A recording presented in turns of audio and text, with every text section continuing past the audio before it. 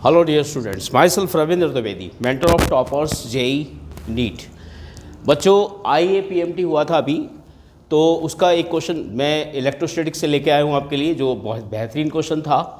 Question क्या है अब मैं स्टेट कर देता हूँ आपको। A non conducting solid sphere of radius R, this is non conducting solid sphere जिसकी रेडियस आर दे रखी है, with its centre at A, इसका सेंटर ए है और हैज़ ए स्फेरिकल कैविटी, और एक स्फेरिकल कैविटी मेंटेन की गई है ऑफ डायमीटर डी। ऑब्वियसली ये रेडियस है इसका, तो ये डायमीटर बनेगा इसका, तो ये रेडियस की r/2 होगी कैविटी की, ठीक है। Okay, with centre at B, इसका सेंटर बी है कैविटी का, और इसमें कोई भी चार्ज नहीं है, ये कैविटी क्रिएट की गई है और ये सॉलिड स्फीयर का ही पार्ट था। ओके, और इसमें कहा गया है कि जो सॉलिड पार्ट है, बाकी remaining part uniform charge density है उसकी, यूनिफॉर्म चार्ज डेंसिटी उसकी रो है सॉलिड पार्ट की, उसी में ये कैविटी क्रिएट की गई है। Okay, the electric potential at the centre of sphere, a पर इलेक्ट्रिक पोटेंशियल बताना है कितना होगा। तो चलिए करते हैं। सबसे इंपॉर्टेंट बात है, ये नॉन कंडक्टर है और नॉन कंडक्टर सॉलिड है, तो चूँकि इसके अंदर पोटेंशियल जो होगा वो हम लोग रीड करते हैं, जानते हैं पोटेंशियल। अगर कोई भी सॉलिड स्फीयर है तो उसका पोटेंशियल उसके सेंटर से r डिस्टेंस पर पोटेंशियल जो होता है, अगर रेडियस की r है और इसका चार्ज q है, इसके r डिस्टेंस पे इलेक्ट्रिक पोटेंशियल जो होता है उसका एक्सप्रेशन मैं लिख दे रहा हूँ। उसका इलेक्ट्रिक पोटेंशियल मान लो चार्ज q दिया है, होता है K/2r q 3r square minus small r square, जहाँ स्मॉल r इसके सेंटर से डिस्टेंस है। तो चलिए इस रिजल्ट को वॉल्यूम चार्ज डेंसिटी के टर्म में लिख लेते हैं, क्योंकि हमें एक्चुअली वो रो के बारे में कहा गया, यूनिफॉर्म चार्ज डेंसिटी दे रखी है। तो वॉल्यूम चार्ज डेंसिटी जो होगी इसकी रो होगी इस सॉलिड पार्ट की, और वो टोटल कितना हो, टोटल चार्ज अपॉन 4/3 पाई r क्यूब, ये वॉल्यूम चार्ज डेंसिटी होगी। तो अगर मैं इस रिजल्ट को वॉल्यूम चार्ज डेंसिटी के टर्म में लिखना चाहूँ तो इस रिजल्ट को लिख सकता हूँ, K को लिखूँगा यहाँ पर 1/4 पाई एप्सिलॉन नॉट, और ये हो जाएगा Q/r क्यूब, और इसके अंदर ले जाओगे आप 2 को, तो 3r square minus small r square upon 2। तो चलिए Q/ यहाँ से इसकी वैल्यू देखते हैं, Q/4 पाई r क्यूब की वैल्यू जो यहाँ से आएगी वो कितना आएगा, ρ/3 आएगा। वो कितना आएगा यहाँ से, ρ/3। तो चलिए उसमें वैल्यू पुट कर देते हैं। तो वॉल्यूम चार्ज डेंसिटी के टर्म में ये जो रिजल्ट आएगा वो कितना हो जाएगा, ये ये हो जाएगा आपका Q/4 पाई r क्यूब की जो वैल्यू हो जाएगी, ये ρ/3 एप्सिलॉन नॉट, ब्रैकेट में ये हो जाएगा आपका 3r square minus small r square by 2। तो ये जो रिजल्ट आ गया, अभी ये हमने कंप्लीट, अभी कोई भी कैविटी क्रिएट नहीं करी है, ये टोटल सॉलिड स्फीयर की इलेक्ट्रिक पोटेंशियल है at A centre, from centre से r डिस्टेंस पर, ठीक है। तो अब हमें क्या करना है, इसमें प्रिंसिपल ऑफ सुपरपोजिशन अप्लाई करते हैं। चलिए, उसने कहा कि इसके ए पॉइंट पर पोटेंशियल जो है वो आपको फाइंड आउट करना है आफ्टर कैविटी क्रिएटिंग। ओके, तो चलिए सेंटर पे पोटेंशियल पहले निकालते हैं, बिफोर क्रिएशन ऑफ कैविटी। ये कैविटी नहीं थी, तो सेंटर ए पर जो पोटेंशियल निकालना है, तो स्मॉल r को हम यहाँ ले लेंगे 0, तो सेंटर पे हमें पोटेंशियल आ जाएगा ओवरऑल के कारण। तो यहाँ से लिख सकते हैं ρ/3 एप्सिलॉन नॉट, ये आएगा 3r स्क्वायर बाई 2।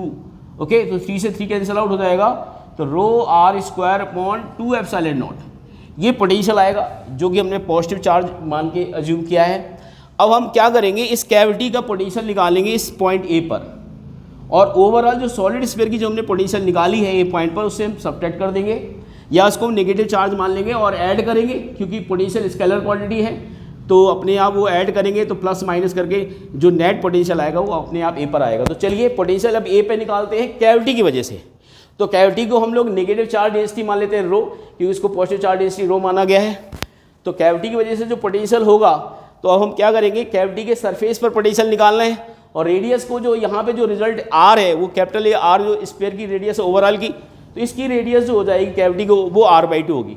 तो इस रिजल्ट को हम इस पॉइंट की पोटेंशियल निकालने के लिए इसी रिजल्ट को हम यूज़ कर सकते हैं कैविटी की पोटेंशियल के लिए। चलिए, तो कैविटी की पोटेंशियल जो है वो BA' है। ओके, तो BA' निकाल रहे हैं हम, और उसके कैविटी के सरफेस पर होगा ये पॉइंट जो उसके सेंटर पर है। तो कितना हो जाएगा, ये हो जाएगा K, और इसकी वॉल्यूम चार्ज डेंसिटी के टर्म में लिखते हैं, तो ρ/3 एप्सिलॉन नॉट, ये बन जाएगा आपका 3 और रेडियस यहाँ r/2 है, तो 3r/2 का होल स्क्वायर और माइनस r क्या है, इसकी सरफेस पे है इसके कैविटी के, तो अब यहाँ पे जो सरफेस पे है तो स्मॉल r को हम भी कैपिटल R/2 लिखेंगे, तो r/2 का होल स्क्वायर अपॉन 2। तो ज़रा इसको सिंप्लीफाई कर लेते हैं, तो चलिए कितना आएगा, रो अपॉन 3 एप्सिलॉन नॉट, ये आएगा आपका 2r² 4 अपॉन 2। तो आप इससे कैंसिल आउट करेंगे, तो ये जो पोटेंशियल आएगा rho upon 12 epsilon not r², और चूंकि नेगेटिव की वजह से माना गया इसलिए माइनस हम यहाँ पे रख सकते हैं। तो ये जो पोटेंशियल आया वो कैविटी की वजह से इस पॉइंट ए पर पोटेंशियल आया। अब ए पॉइंट पे अगर नेट पोटेंशियल निकालना है तो प्रिंसिपल ऑफ सुपरपोजिशन कहता है कि नेट पोटेंशियल जो होगा ओवरऑल की वजह से पोटेंशियल और अपने आप माइनस हो जाएगा क्योंकि कोई नेगेटिव चार्ज वगैरह माना हुआ है, तो net potential at a point पर हो जाएगा रो अपॉन 3 एप्सिलॉन नॉट, ये ओवरऑल सॉल्व होके आया था हमारा rho r upon 2 epsilon naught minus rho r² upon 12 epsilon naught. Okay, तो चलिए इसमें कॉमन क्या आ रहा है, rho r² upon epsilon 2 epsilon naught common आ रहा है, तो अंदर क्या आएगा आपका, ये आएगा 1 माइनस 1/6, तो ये आएगा रो r² upon 12 epsilon not into 5, ये 5 आएगा।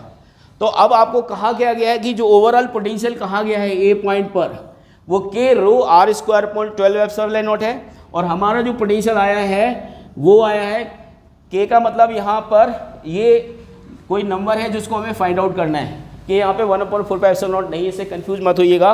तो अगर हम कंपेयर करेंगे इस रिजल्ट को तो आसानी से कह पाएंगे कि स्मॉल के जो होगा वो 5 होगा। तो ऑप्शन में चलिए देखते हैं, बी ऑप्शन में 5 दिख रहा है तो आंसर इसका 5 होगा। ओके, बी ऑप्शन होगा। इस तरह के मैं और भी क्वेश्चंस आपको देता रहूँगा। आप मुझे जेई और नीट के लिए ज्वाइन कर सकते हैं, Gyankalp career institute, GMS road Balliwala, Dehradun. Thank you.